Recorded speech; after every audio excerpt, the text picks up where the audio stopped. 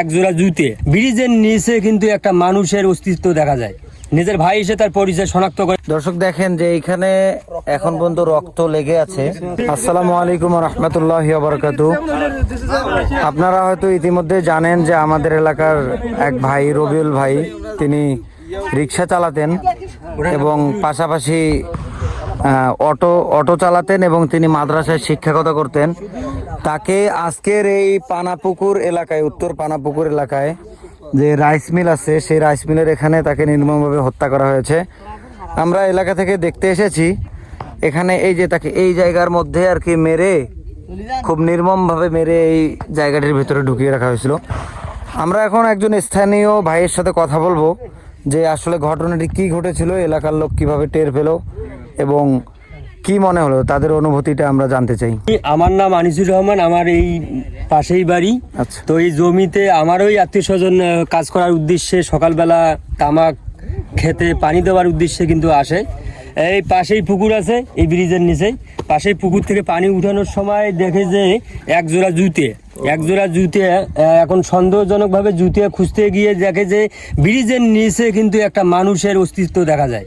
তো মানুষটা প্রথমত আজ করে যে কোনো বাচ্চা, একদম হাত বাঁধা এবং পা বাঁধা অবস্থায়।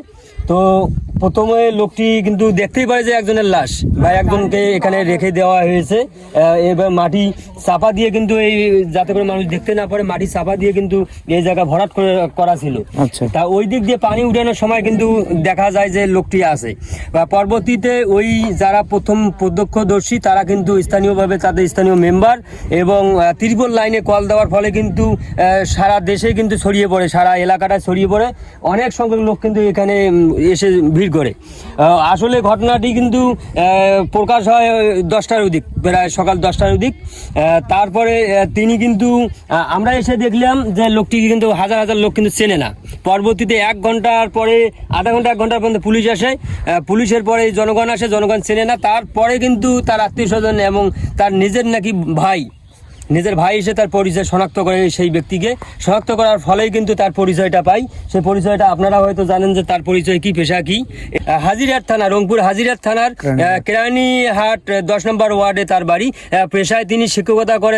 আইনশৃঙ্খলা বাহিনীর উদ্দেশ্যে আমি বলি যে তাদের সর্বোচ্চ শাস্তি হওয়া দরকার যারা এখানে এই নির্মম কাহিনীটি ঘটাইছেন। বিগততে আমরা অনেক কাহিনী শুনতেছি, অনেক ঘটনা ঘটতেছে। আমরা এই ঘটনাগুলি আর চাই না, ঘটনাগুলি দেখতে চাই না। সরকারের প্রতি আমার বিশেষ আকুল আবেদন যে সরকার এই ঘটনাগুলো যাতে করে আর পরবর্তীতে না হয়, এই ঘটনাগুলো যেন যাতে করে না হয় সেই দিকে দৃষ্টি আরোপ করে তৎপরতা, পুলিশ প্রশাসনের তৎপরতা আরও বেশি বাড়িয়ে দেব। গ্রাম এবং অঞ্চলগুলো, শহর বা গ্রাম অঞ্চলগুলো তো তাদের পুলিশ প্রশাসনের তৎপরতা বাড়িয়ে দেব, এই আমার আবেদন যে দোষীরা সর্বোচ্চ শাস্তি পাবে।